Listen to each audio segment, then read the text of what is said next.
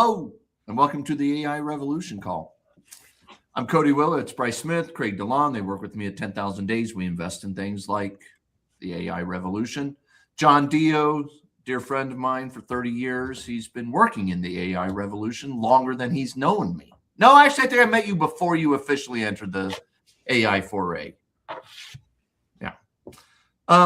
Craig, I think every week we got to improve the intro video. It's AI generated. It's a little too long. I think it should be about 15 seconds, not 24 seconds. And I think every week people should tune in to see the next iteration of our endlessly not revolutionizing, but evolutionizing AI intro. I got one more change for you. Let the final part of the music run like after the thing goes away and we're still here. Ooh, that might be asking a lot, John. I'm not sure that this is a video intro. It's not like tied into StreamYard, which is what we use. Well, I might be able to overlap the music in a different way. Just to go transparent on that. All right, it's a good request. I think it's a high bar. All right, we'll see. Yeah. One thing, I mean, if you're trying to build a brand, you want to build something that's recognizable and consistent. So there should be some consistency across the thing. Should there be? Are we trying to build a brand, Bryce? Always marketing, always yes. I told Bryce and Craig just probably 4 times last week. I think I might be the worst marketer of all time. Yeah. Up there. We're not like the intro video is not a piece of creative art. It should be. That's my point. I want it to be a piece of creative art. It can be both. It can be both. And Craig is an artist, Bryce. If the Fox News logo was different every time, that would be very bad marketing. So we're not Fox News. Nobody's confusing us with Fox News. You guys notice that AI Revolution is Air. So like take the place of like Nike Air or something, and you got like an Air. No, it's an homage to Michael Jordan. Why I named it Airs. I could have gone like SARE. Space AI robotics, or I could have gone Rays, but I went with Airs as an homage to the one, the only Air Jordan. So you could have been like dunking on robots or something. But, yeah, that would be awesome. I think, Craig, I would like to see myself dunking on robots in that intro video. Or have a robot do the dunking. It's coming up. No, hell no. I want to dunk on the robot. I don't want the robot dunking on me. See this pinky? That's a result of someone someone threw an alley-oop pass, and I went up to grab it in front of the rim, and then another guy came behind me and grabbed the ball and reverse dunked my hand and the ball into the rim and to the So no, I don't want any robots dunking on me. I'm the dunker, not the donkey. I can go so many directions with that, but at least, oh man, that's true. But at least in the AI revolution in which my own mind exists. Yeah. Speaking of the AI revolution, let's 3 minutes into the call actually get started on some AI revolutionizing. That would be the soonest ever. Yeah. No, I don't really think so. I think we've done better. This was a long drawn out, sort of like Craig's 24-second intro video. This was drawn out a little bit. Poor Craig. He had no idea I was going to complain about the intro video today. The first 3 minutes, there's everybody ripping on it, on my work. Mostly just me. I think the other guys are actually don't care. They're defending you. All right. Anyway, the AI revolution. Did you guys hear about this guy, Jensen Huang? He's the CEO of like this semiconductor company. Yeah. Something. It's a startup, I think. Some VC, Nvidia. Jensen Huang gave a speech today. Bryce, did you watch the whole thing? I watched about 5 minutes, moved on. I had some stuff. I'm trying to get through my 137 unread emails. Yeah, I watched it. I watched it. Give us the 5 most important bullet points.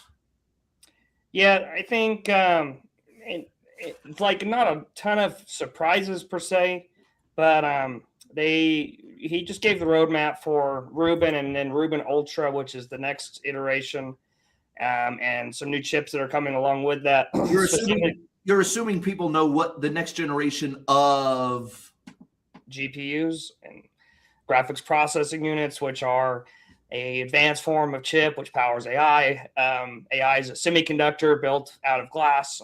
I don't know how far the backwards needs to go. No, that was good. You were like the next generation, and I just thought people should know. The AI chips that power everything from ChatGPT to Google's different things, Gemini. I mean, they have NVIDIA everywhere. They announced a company, or they acquired a company called Grok, not to be confused with the AI service from Elon. And that was one of the highly anticipated things, how they were going to integrate the Grok chip. And basically, it's going to run like in parallel with the main GPU. And they're going to offload some of the high inference tasks to that. So they're going to be working together, just like a CPU works with a GPU. They call this an LPU. I don't remember what that stands for right now. But Logic. Logic processing unit? Perhaps. Yeah, you may be right. I don't remember. The idea is that he showed this chart, which I thought was really interesting, with the different sort of tiers of token generation, and how companies that are producing tokens have to decide how much, they have a fixed power budget. Power is the ultimate constraint, right? And so Jensen's like, look, you want to get as much revenue per watt as you can out of your AI factory. That's your constraint. So here's how. Which is what we've literally, people watching this know that we like months have been saying it's all based on like processing per unit of energy. Correct. And so obviously you can produce a lot of like low quality free tokens. And then to get to really the complex, high intelligence stuff, you're going to have to use a lot more tokens to do that. So the idea with the Grok is you stretch out sort of this long tail further than you could with GPUs alone. So he's talking about, they measure it in tokens per second.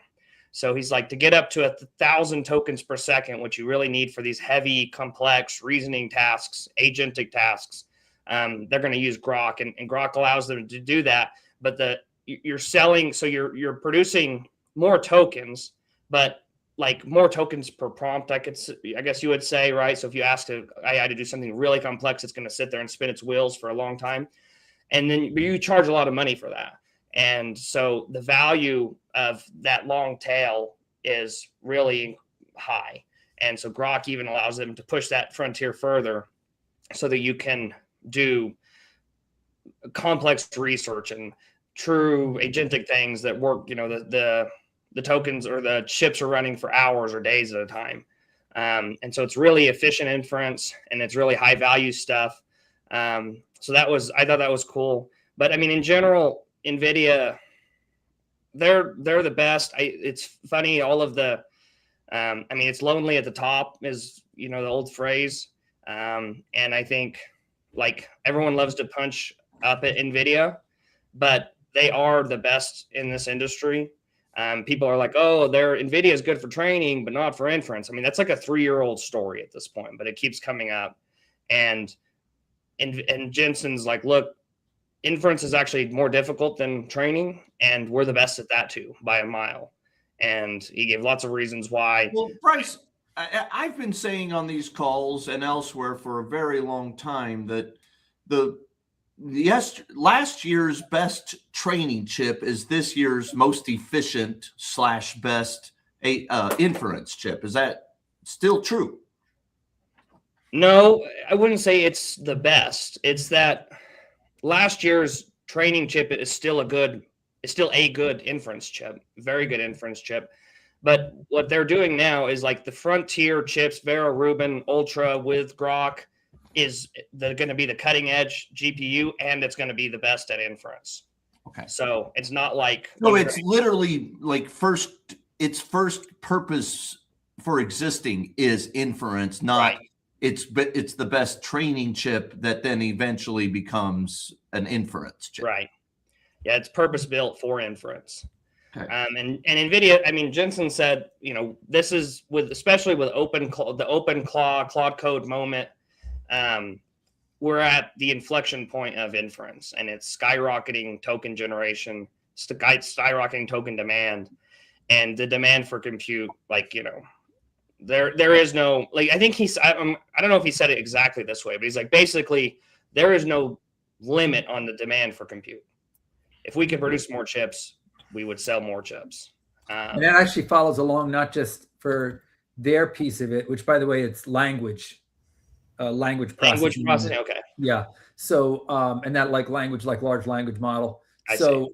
but I'm saying like continue along from there. The NVIDIA, the supplier, they could make more and it would sell. Go where what it's used for, which is like selling tokens, OpenAI, Anthropic, et cetera. And it's the same for them. Like the reason that those chips, you make more of them and they'll sell is because you make more tokens available and those will sell. Those sell out as well. Yeah. John, literally, we're using Manus from which Meta bought in like November, and Bryce has gotten all of us addicted to using Manus as our agentic AI application. And I had him go through today and help me figure out what's the cost per token or Bryce, what do they call it? Not token? Credit. Yeah. Credit. The price per credit. And like I had 1,500 credits based on Bryce's referral code to me to sign up for Manus when I signed up. And like, Bryce, what was the project I assigned or you assigned to it today that cost? Yeah, I had it just generate an invoice for our management company and send it via email to the person that needs to pay us. Right. And so we did that, and you normally would have spent, you said 15 minutes on it, and today you spent 15 seconds on it. So it's like, like an order of magnitude times 6 more effective for you. And then I said, what does that actually cost? How much per unit per credit did we spend for that 15 seconds? And you figured out it was, what did you say? 0.4 cents per credit. Yeah. And we at least at the current how many credits that I'm on. We spent 300 credits at 0.4, so it was 12 cents. Is that right, Bryce? I thought it came out to like $2. I thought when I did the math, it was like 4/10 of a penny, and it used like 500. Okay, which is $8 an hour. Yeah, exactly. So we were trying to. That's literally what the next project for Manus to do is for it to, like, graphically and analytically explain to us at this current moment, snapshot in time, how much cheaper is it to use an AI to do a lot of your work than it is to use the, whether it's a $50,000 or a $100,000 or a $300,000 employee per year, what this kind of breakdown is. And so we've been playing with that. And it's really interesting to see exactly, John, that it's all about the per unit of energy, of credit that gets spent and how it applies to opportunity cost of a human being. See, I prefer a flat kind of, I'll pay this much per month. And then depending on how efficient I am with it, I can bring that cost down a lot. And just I'll know what the maximum cost is. Wow. John, I like how you just did that, because for 30 years, 25 years, in my mind, I've been angry at like telecom and internet companies for shifting from per unit use to monthly cost. And it's because I feel like they should charge more to the people who use more and less to the people who use less. But you're right that it's the old show me the incentives, I'll show you the outcome. If the incentive, your cost is set, you want to get as much use out of it as possible, which, by the way, is terrible for the telecom companies providing that access to you, now that I think about it. Jensen said, I thought this was interesting, that in Silicon Valley, every software engineer is given a token budget now. This is at least starting to happen. Like when you sign your compensation package, it's like, okay, I'm going to pay you $250,000 per year, and you get $100,000 per year in tokens to use on Cursor and everything. And it's like part of the perks of your job is like does your job give you enough of a token budget to where you think you can be fully productive as a software engineer? And I had the thought using Manus somewhere along those lines, but it's like, I think employers will soon, as agents start to agents start to like proliferate, I think employers will soon be like, if you're caught doing something that an agent would do more efficiently, like that's a fireable offense. It'd be like, Shit. like you ask your employee like to like do some numbers, and you see them like with a like on a piece of paper writing, you're like, what the hell are you doing? Like use Excel, right? Like it's just inefficient. And I think agents are going to be much more efficient at so many things, and employers are going to be like, why did you spend a week doing this? Why didn't you ask And your this agent? goes back to why, if you are a good agent user, you will not lose your job because you will be so incredibly productive. It is the people that don't use agents well. And by the way, the only thing you need to do to use an agent well is communicate effectively, write a good prompt, or continually write good prompts is really the only barrier to entry. If you've got a knowledge base, I was arguing on my father's birthday dinner on Friday, March 13th, Friday the 13th, every 7 years, I guess. He was, everybody was lamenting. They were mocking people who get like philosophy degrees and like art history degrees, because you can't ever make any money and you got a bunch of student loan. Like they had some anecdotes about it. My family did. And I was like, wait a minute. That's actually why I keep arguing. Those people are going to have jobs. The art history major who learns how to use AI effectively might actually contribute to society.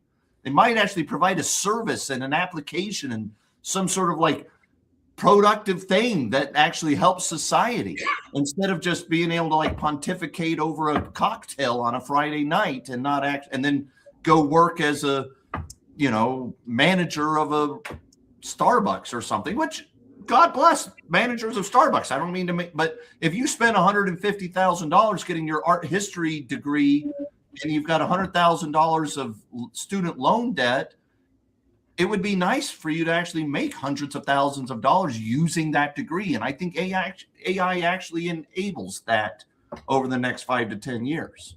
Yeah, because all those people use tech. They all use tech. It's in everyone's daily lives. But imagine they're able to actually create using tech because they don't have the barriers to entry. You know, they can just go online and start coding stuff. And some of this stuff is niche. Not just coding stuff. It's not just about coding. You're going to create more writing, more everything about art history, about philosophy. Like that's what I'm always saying is like, I don't know all the ideas that people in art history are going to have, but I do guarantee that AI will enable them to actually monetize those ideas. I think two things from what you're saying. One, I agree that the knowing how to communicate with, you know, to prompt, to ask for things is a table stakes. Okay. So it's, you need that. It doesn't get you as like, oh, since you can do that, you're going to go make millions. It's like, no, that's the starting point. There's a lot more you can know about how to be effective with AI and agents and things like that, even without programming. There's a lot more. So it's that's a starting point. So I agree with that. The other is we've I think talked about this before, but there are those people who are the entrepreneur types, the creator types, the whatever, who come up with the new ways to do this or that thing. And then there's the rest of everybody who they're not busy inventing from scratch. They're going to go work for somebody. So somebody else is going to do that kind of break new ground thinking, and then they can use their communication then to go fit in to get things done. And exactly my point that, you know, like there will be some incredible 25-year-old entrepreneur AI entrenched art historian who hires 5 other art historians, and they use some sort of LLM or something else, or they build some application, or they tour the country teaching something. That's where the human creativity and human element, I think, really gets discounted by the people who are so sure that AI kills all the jobs. There's an element of understanding, and there's an element of life principles and just being a part of being alive that humans bring to the table that, especially creativity wise, is very valuable. And maybe less Bryce, well, less creative. But one other thing is that people are going to be needed to be the check and balance for a long time. I think it was maybe Amazon just recently had a big outage, and it was an AI-based outage. Right. And it was war-based AI outage. The Iranians bombed a data center in the UAE owned by a different one where they themselves pushed some code where it was their automated AI said, "Oh, here's a good thing to do," and basically downed production for a while. And it wasn't a great thing to do. And it was shortly after some layoffs. And it's like, you got to understand where people fit into the gate process of reviewing things, getting done. And there's a lot of need for people on that, and will be for a while, but on that end of it. Bryce, go ahead. Yeah, 2 points. First, just on the demand and how you can't picture like everything that will be done in the future with technology. I saw an advertisement for Febreze air fresheners that have a built-in microchip that like monitors the room and timing, and I optimizes. And I was just like, imagine if you told like Gordon Moore when he wrote Moore's Law 67 or whatever that was, like transistors will be so cheap that you can put them in like a $2 air freshener that you throw away after a month or 2 months. Like no way he could have done that. And right? It literally is like a good, like for the supply, for the company, Febreze makes more money. Was it Procter & Gamble probably owns Febreze? Yeah. Somebody's making, shareholders make more money on the margins and on the cash flow because they bought a 22-cent chip that they sold as part of a $3 product. Yeah. And then the second point is Travis Kalanick has a startup that came out of stealth, and he wrote this paper. I forwarded it to the team, but I thought it was really good. But he actually believes, like we do, unlike most tech people I've seen, that he's like AI and physical AI robots is going to create like so many more jobs than it will destroy if it does destroy some jobs. And he gave like a few examples, but he was just talking about like Waymo, how many people work at Waymo per car. And he's like, if you extrapolate that out for millions of robo-taxis, like there's still going to be like millions of people working in robo-taxi companies doing things to help facilitate how robo-taxis work and stuff. And it just like, he's like, you just don't know. Bryce, where did you send that? Let me just show people actually a couple of the quotes. I read it after you emailed. Was it an email? Yeah, I just emailed it to you. Email. What's that? Email. It was email? Yeah, the company is called Atoms. And the mission is like bringing AI to the physical world. And he's got a few ways he's going to do that. There it is. You know what is annoying? And this is what AI solves. Having to remember the channel in which you received something. Was it email, Slack, or app? No, my AI agent should go find that shit that I'm looking for. That's all I need. All right, so now I got to figure out where we're being. And I guess I should say for the record that Travis Kalanick is the founder of Uber, if people don't know who he is. And he was forced out by the board.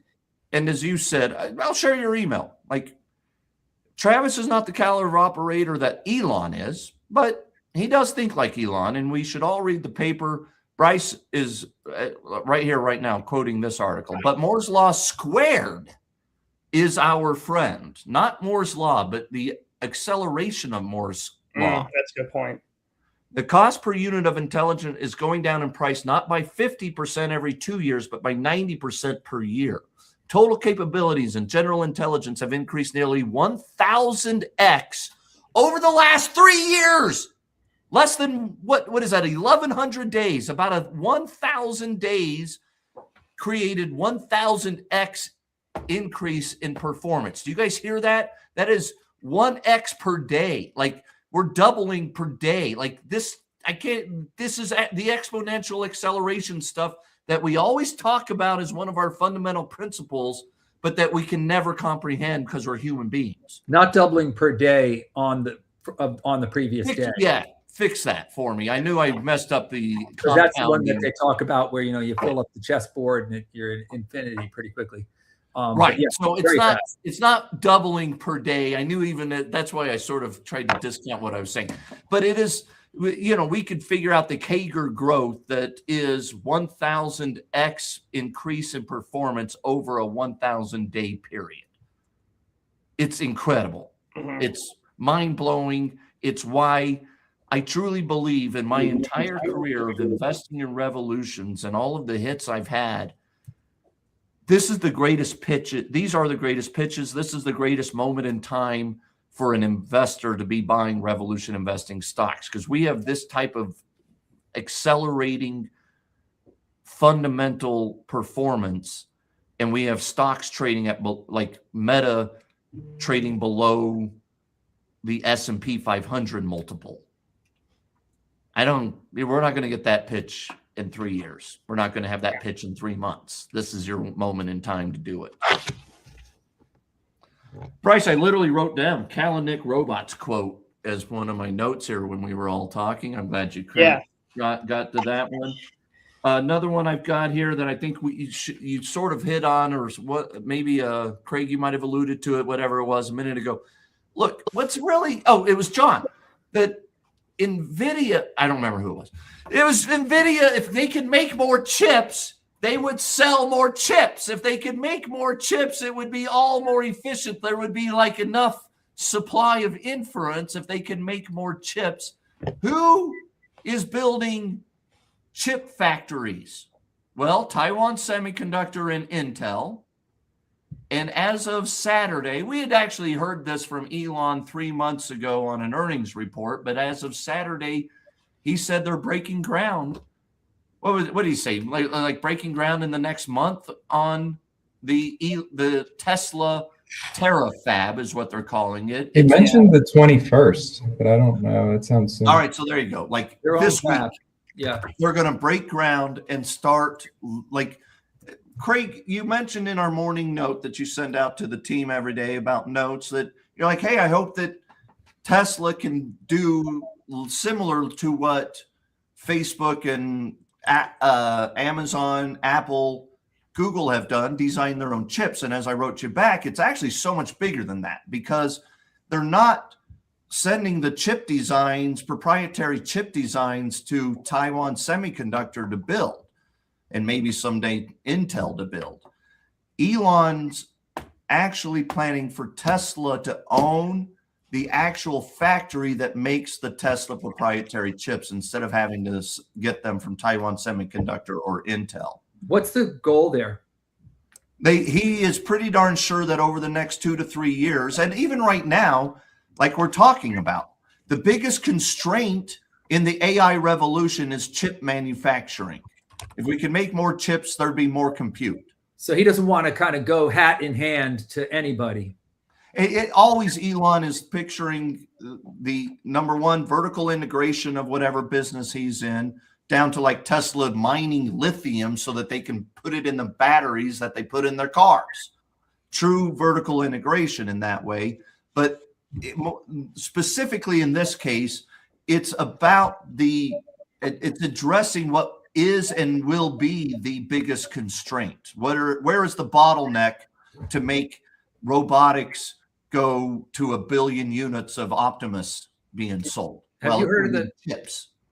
Yeah. Have you heard of the story of the first McDonald's in Soviet Union or something like that? Sure. Because it was like they, they went to do it and they could not find good enough potatoes to go make their like French fries. So they had to literally set up their own farms to be vertically integrated on that.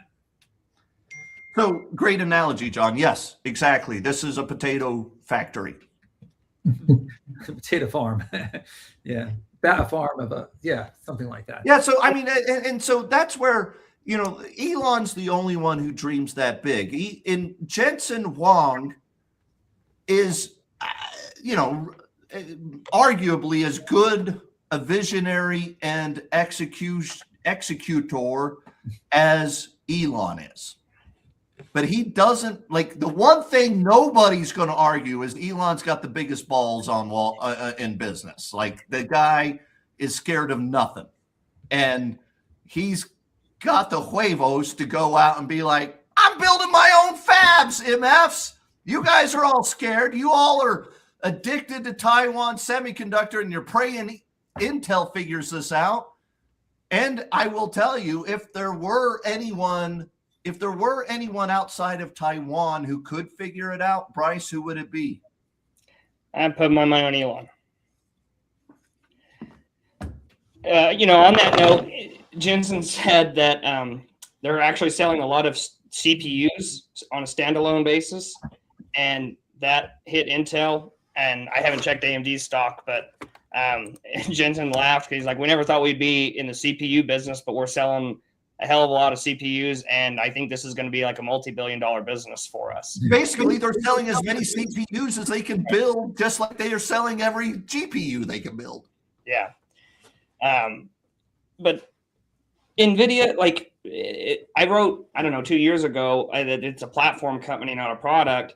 And as time goes on, I think it just becomes ever more evident that that's the case. And, even Jensen argued today, he's like, hey, we're vertically integrated, and they don't build their own chips. They design chips, but they build so much software. They help their customers design the data centers and server racks. And even today, he unveiled the system where all of the supply chain that goes into building and operating a data center, that's all going to be on NVIDIA software too. So designing the equipment, integrating it, and then operating you build a digital twin of your data center, which is just a virtual representation of the thing. And your contractors can use that to, this is all changing. I don't know why all this is changing, but they do, I guess the point is just that NVIDIA just does a lot more than hey, here's a chip, hope it works for you. Hope, we think it's really good, hope it works, but they're even designing the software to help people optimize the electricity usage so that they can maximize the revenue from their AI data center that they build. They design software that helps them build the data center, to hook it up to the electricity, to hire subcontractors, everything in the stack other than the fab itself, NVIDIA is doing. And I don't think NVIDIA gets credit for being that sort of a AI platform. So I saw a documentary about the making of a fab, and I think it was about the one happening in Arizona, North Texas, Okay. and Samsung or something. And they're talking about how it, a train passing 20 miles away has effect on the vibration of stuff. Then, so basically they made the whole building float on shock absorbers, thousands of them that are all individual pylons going in and controlled and everything. And just the person putting this thing out said, it is so incredibly difficult to get right. And you put your money on Elon, just know that what he's on there is really hard thing to do. It'd be like trying to imagine someone blasting a rocket ship the size of the Statue of Liberty and landing it in chopsticks. Yeah, it'd be like that. Nobody's ever going to do that. So never happened. Yeah. Bryce, the last note I've got on my 6 notes here is, my question is, did Jensen and NVIDIA punctuate the idea that their lead is getting bigger? Do you believe that is true? He's said this before, but he's like, if our competitors' products were free, they would still be a subpar option for an operator. That's some shit talking right there. Yeah, he's like, and because his point is that, look, it's all about revenue per watt, which we mentioned earlier. And he's like, our token production is so much higher, and tokens translate directly to revenue, that you couldn't, on total cost of ownership basis, doesn't matter if the initial chip was free, it would not be profit, on a comparative basis, would not be a better choice than Nvidia. That's mind-blowing. Yeah. And like, I guess you think about like my family does construction, and it's like, if you're, moving dirt, right, you get paid per yard of dirt you move. Like if you have a tractor, what Caterpillar can move 10,000 yards of dirt per day, like it doesn't matter how much the competitors can charge for their piece of equipment if it can only move 100 yards of dirt per day. There is no comparison. You'd have to have 1,000 of those units to compete against one of the Caterpillars. Right. Yeah, it's mind-blowing. So you got like these units of measure that are becoming really the thing. And at the data center level, it's now measured in terms of electricity. It's like energy. Yeah. That's a 100 gigawatt data center. And then for the AI folks and everything, instead of it being, AI calls or users or whatever, it's this token thing, it's how many tokens. What's crazy is we proudly do not invest in commodity companies. We do not invest in commodities. We avoid gold, oil, electricity, anything that is purely commoditized. And in some sense, on a very fundamental level, AI inference is a pure commodity. But the thing is that there's only one platform, one company that enables you to generate any meaningful return on that commodity of inference token generation at all. And that company is Nvidia. Yeah. He said, he predicts that Nvidia will have at least $1 trillion in revenue over the next 2 years, which is huge. But he's like, if you're going to spend $1 trillion on our stuff, you've got to be pretty confident that you're going to generate a return. So he's like, the rest of this presentation is me showing you how you will generate a return on $1 trillion. Wow. In the end, it truly is always about the economics. I mean, we've been talking a lot for the last few months at our 10,000 Days Capital Management Company about the idea that we, like Elon, want to, inspired by Elon at least, we want to operate on first principles of economics and investing. And that's what Jensen is getting at there, is that on a very fundamental principles level, the first principles themselves being electricity generation on a per unit of intelligence is so much better on theirs, probably 50 to 100x better performance than the free guy, AMD, which literally AMD is free because they go to ChatGPT and they're like, hey, if you will buy $100 billion of our chips over the next 5 years, we will give you an equal amount of our equity. Right. That's how bad the AMD chip is compared to the Nvidia chip. Nvidia might give you cash to take some of your equity, but Nvidia is not giving away their equity to anybody under any circumstance. So you're saying they're web van. Back up the truck. It's time to buy some more web van. Remember web van? It's like what are they? They would pay you to use them, and so that is just thought Craig and Bryce. You guys do not know this reference, but in the year 1999, 2000, and I'm not even sure John knows this part of the web van reference. Web van was a home delivery company that, like what Amazon does now with in first day delivery and groceries, but they literally were like losing an extra 50 cents for every dollar of revenue they generated. And it just was an endless pit of losses. And the point that I remember is I actually remember somebody on thestreet.com columnist conversation, a fund manager. Webvan had gone from $80 to $3 and it was on its way to zero quickly. And he wrote a post and he was like, this is the day to back up the truck for Webvan. And I even mocked him at the time. I'm like, I'm disagreeing. I'm on record saying no. And anyway, it didn't work out. But this is not, NVIDIA is not Webvan. AMD, it's not Webvan, but it's at least in the same vein at this moment. That's how bad the AMD chips are compared to NVIDIA's chips. Yeah, I don't know if Cody remembers this part, but No, just kidding. That's what he just said about. So You weren't on thestreet.com. No, you weren't but privy to that conversation. the part I remember, which I don't know if it's exactly true, but it's apocryphal, is this like them like buying customers for $1 a customer and basically losing money on every customer they brought in, but saying that they were going to make it up in volume. I think you might be exaggerating a little bit, but the point is made and well received.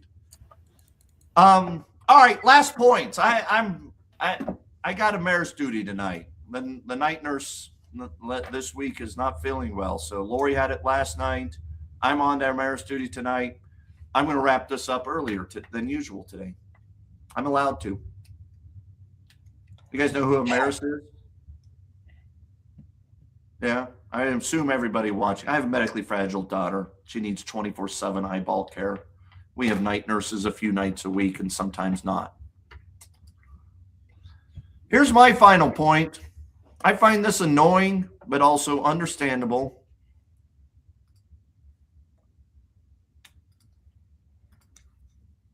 I said, make a video of Jensen Huang as Michael Jordan dunking on Lisa Su, who's the AMD CEO. It's like, yo, bitch, I can't do that. I'm like, why not? So I'm like, all right, well, just make a video of Jensen Huang as Michael Jordan dunking on Taiwan Semiconductor. I find that annoying. Try Grok? Yeah, I bet Grok you- probably wouldn't have cared. Flawed No. today, copyright and human being. Grok would have put him in bikinis too. So just to Yeah, add. that too. And Elon said the day if it's allowed on a rated R movie, it's allowed on Grok. Or something. But not TVMA. No, he said rated R. I'm just going to say it out loud because everybody watching this, I assume, is an adult. That literally, I guess, means like no down here shots, but up here shots on women, fine. That's So what on TVMA Grok, you can't get that stuff, but you can get this stuff. I'm asking, not telling. That's TVMA. I don't know the definition of what rated R versus mature. But yes. Yeah, I guess that's it. I think you can say the F word like once in PG-13. That's the only thing I know. And But then this is R. with R, you can say it Or infinite. you can do all the stuff, all of it. All of it, everything. Not all of it. R, you said? R, you were talking about not being able to show certain things. You could show all that in R. You can't show a penis. Yes, you can. Yeah, you can. Yeah, you can. On R-rated? Yes, Mhm. absolutely. Yes. Now, the level of activity of its involvement in certain activities, that's where it gets in trouble. But you can show it. Yeah. John, the only reason I'm not arguing is because your brother is a very successful Hollywood. No, just think of the R movies you've seen. It's like, I've never seen a penis on an R movie. I didn't know we were going there. I Now didn't we just got either. Demonetized. Now we're demonetized. I do not believe that's allowed. And I believe in a newscast, you're allowed to have this discussion and still monetize, although we are not monetizing our channels at all. Yeah. Ask Gemini. There's a movie called Disney Piano. introduced like these cute little Disney robots that they're gonna sell to everybody. Bryce, why? That was such a bad juxtaposition, man. Like I'm trying to make it wholesome and not bad. This is a I was before just trying to educate myself. I'm asking a general, like really specific question about what is R-rated allowed. John's reading the AI answer. No, I'm getting like this weird thing coming up in Google saying, strange activity coming from your thing, and it's making me do a what do you call them? Like a capture, Verified. the image type capture, like show all the images that have a bus in it. I fail that all the time. They're always like, show me the images with motorcycles, and there'll be like a wheel from a motorcycle on one of the images, and they're like, no, that didn't count. By the way, the answer was yes, you can. So No, I So- still don't believe it. Yeah. There's a movie called The Piano from 1993. Harvey Keitel. You can go see his. there's lots of movies. I Pretty do not point. believe this. I'm It- going with it. You guys can't make me You just said if we went and checked into it, and It was AI hallucinations. No, I've seen the movie. All right, can we change topics? All of us are dying here. You're the one who started it. I didn't mean to. Oh, okay, then. All right, Yeah. last words. I'll go. So I used Manus today I created the website for our fund in Replit, but I needed to port that over and have it in something hosted on Manus, but through GitHub. And that would have been like an all-day project for me. And I just sicked Manus on it, and it was done within like 45 minutes. And While you were doing other stuff. Of course, yeah. So I was doing other stuff, sending emails, getting all my other stuff ready. So, Craig, and now who owns Manus? I'm sorry? Who owns Manus? Meta. Bryce, So- last words? I am more excited about the AI revolution than ever, and I was very excited about it to begin with. But I think it's becoming more real every day. Companies integrating it across the board. I get a little tired of so much of the bubble talk and the short sellers and all that kind of stuff. It's just like, I don't think they actually use the product. If they actually followed how companies are using it, I think they would be far less skeptical. They would be more objective. Like, the lack of using the product just makes them tainted and not objective, right? I totally agree. You know, Michael Burry, the short seller from what's the movie? The Big Short. The Big Short. And, you know, like, he's been proudly bearish and calling AI and basically the entire economy a bubble for months now. And I guess he tweeted for a while and then didn't. And then 6 months ago, he closed his fund and went like retail marketing for a newsletter product thing, which, you know, more power to him, whatever. But I quit following him this weekend. He had just one too many mindless droning about what, like, I got about, it was a long ass paragraph too. And I got about a third of the way through, and I just like, you know what? I don't want this in my head anymore. I like to read Jim Chanos. I like to read people who analyze, and, you know, I don't even care if you're a perma bear, but I really do feel like a lot of the mindlessness about the AI is a bubble and stupid and isn't going to help, or it's going to destroy jobs also while it doesn't help, or whatever it all is. I'm done with it. Mm-hmm. It's here. It's working. It's real. Johnny, last words. So last week I showed example of some comics I made to show what's possible with generating, you know, images for AI. And I don't know if this shows up here. Can you make that show? There you go. There's a illustration I made, and it's like, find the typo, because there's like one. Or no, there might, you know, whatever. It's very, very little. So this is what's possible now. I described in what I wanted to communicate about AI and AI native businesses.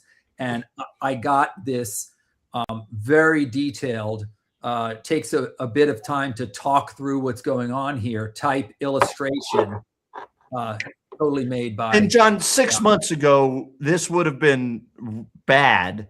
And 2 years ago, it wouldn't have been like, it would just have like foreign, like made up alien symbols for words and stuff. Right. This is where we've gone in that short amount of time. That's why Travis Kalanick is saying we've got 1,000x improvement in 1,000 days, because this exists now. It's incredible. It is. Very good. All right. I guess my last word, let me share this again.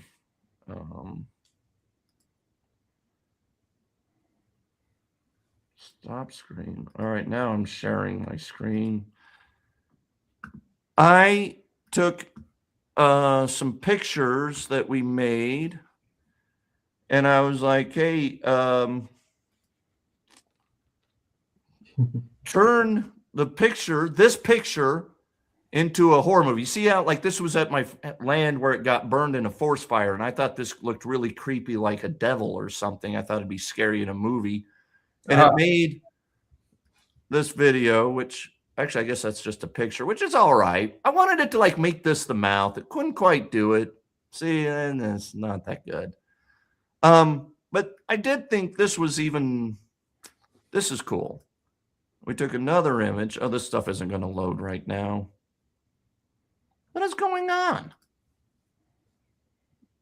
Do you have to upload it first or anything to make it work in this Yeah, I don't know. environment? There we go. There This you go. is a yucca plant I found on my property. Picture and told to make it. Oh, crazy. Isn't that scary looking? It is creepy. That's intense. Yeah. Here's another one. Wait, let me stop that one. Let's see if I can make it look. There you go. Better, more visualization. This is the one it made before. It's also scary.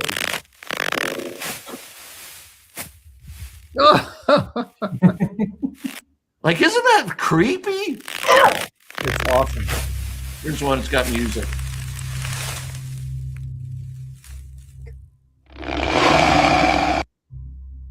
I don't know. I think this stuff, like, I can't imagine what we're about to unleash with the world's creativity and just random people being able to make incredible movies. And it's not there yet. I mean, that stuff still, like, I had to, I burned all my tokens.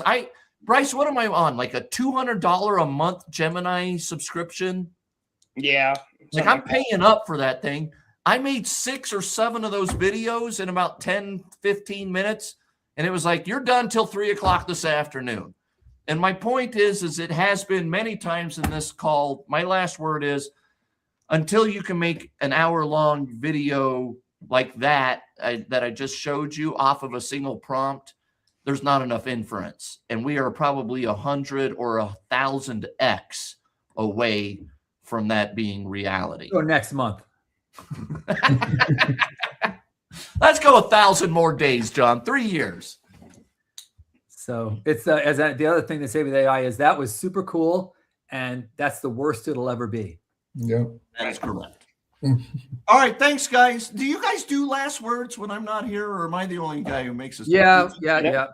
Okay, We do them. I like it. I think it's a stylistic thing, Bryce, trying to keep consistency for the marketing purposes. There you go. See? Yeah. All right, here we go. Watch the last time you're going to see this particular outro to our video.